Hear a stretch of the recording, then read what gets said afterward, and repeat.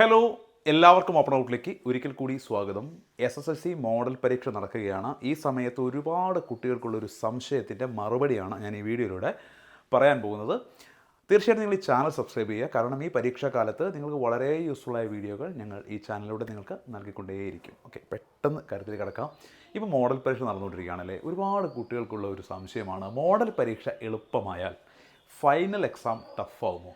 അതേപോലെ തന്നെ model ടഫാവുമ്പോൾ final exam easy ആകുമോ? ഇങ്ങനെയാണോ ക്വസ്റ്റ്യൻ പേപ്പർ ഇടാറ്? അങ്ങനെയൊക്കെ ഞങ്ങൾ പറഞ്ഞ് കേട്ടിട്ടുണ്ടല്ലോ, പല അധ്യാപകരും ഞങ്ങളോട് പറഞ്ഞിട്ടുണ്ടല്ലോ എന്ന്.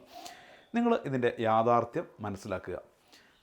ഈ SSLC പരീക്ഷയ്ക്കുള്ള ചോദ്യ പേപ്പർ തയ്യാറാക്കുന്ന ആ ഒരു ക്വസ്റ്റ്യൻ പേപ്പർ ഉണ്ടാക്കുന്നൊരു ടീമുണ്ടല്ലോ, അവർ 4 സെറ്റ് ചോദ്യ പേപ്പറുകളാണ് 4 സെറ്റ് ചോദ്യ പേപ്പറുകളാണ് ഈ SSLC പരീക്ഷയ്ക്ക് വേണ്ടി ഉണ്ടാക്കുന്നത്. ഇവർ ഈ 4 സെറ്റ് ഉണ്ടാക്കുന്നതും ഇത് SSLC പരീക്ഷയ്ക്ക് ഉപയോഗിക്കാൻ വേണ്ടിയിട്ടാണ്. എന്നാൽ ഈ 4 സെറ്റിൽ റാൻഡമായിട്ട് എടുക്കുന്ന ഏതെങ്കിലും ഒരു സെറ്റ് മോഡൽ പരീക്ഷ നടത്താൻ വേണ്ടിയിട്ട് ഉപയോഗിക്കും, ഒരു ക്വസ്റ്റ്യൻ പേപ്പർ. അടുത്ത സെറ്റ് മെയിൻ എക്സാം, നിങ്ങളുടെ പബ്ലിക് എക്സാമിന് വേണ്ടി ഉപയോഗിക്കും.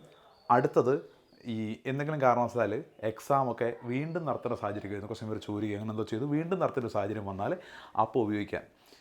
അവസാനത്തെ സെറ്റ് ഈ എക്സാം തോറ്റ കുട്ടികൾക്ക് പരീക്ഷ എഴുതാൻ വേണ്ടിയിട്ടുള്ള ഒരു സെറ്റും. അങ്ങനെ 4 സെറ്റ്. ഇങ്ങനെയാണ് ഇതിൻ്റെ ഒരു രീതി.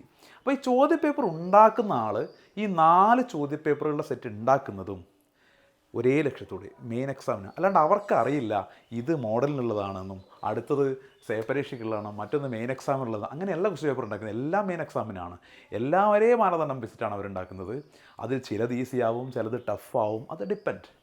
ഞാൻ പറഞ്ഞത് വളരെ കൃത്യമായിട്ട് നിങ്ങൾ മനസ്സിലാവുണ്ടെന്ന് കരുതുന്നു.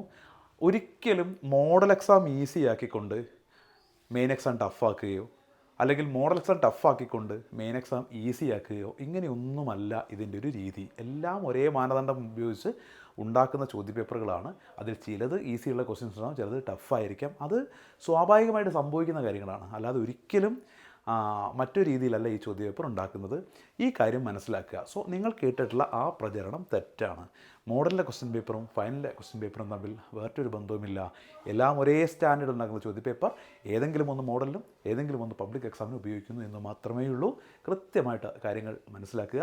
കൃത്യമായിട്ട് ഫാക്റ്റുകളെ മനസ്സിലായിക്കൊണ്ട് ടെൻഷൻ അടിക്കാതെ മുന്നോട്ട് പോകും. ഒരു പക്ഷേ നിങ്ങളുടെ അധ്യാപകർ നിങ്ങളോടത് പറയുന്നത് നിങ്ങൾ സീരിയസ് ആയിട്ട് പഠിക്കാൻ വേണ്ടിയിട്ടായിരിക്കും. ഇപ്പം മോഡൽ എക്സാം ഈസി ആയല്ലോ, അതുകൊണ്ട് എല്ലാം ഈസി ആകുമെന്ന് നിങ്ങൾ കരുതി ഉഴപ്പണ്ട എന്ന് കരുതി നല്ല ഉദ്ദേശത്തോട് കൂടിയിട്ട് പറയുന്ന കാര്യമാണ്. പക്ഷേ അത് ആലോചിച്ച് ഒരുപാട് കുട്ടികൾ ടെൻഷൻ ആവുന്നു എന്നുള്ളത് കൊണ്ടാണ് ഞാൻ ഇങ്ങനെ എക്സ്പ്രഷൻ തന്നിട്ടുള്ളത്. വീണ്ടും കാണാം. Thank you.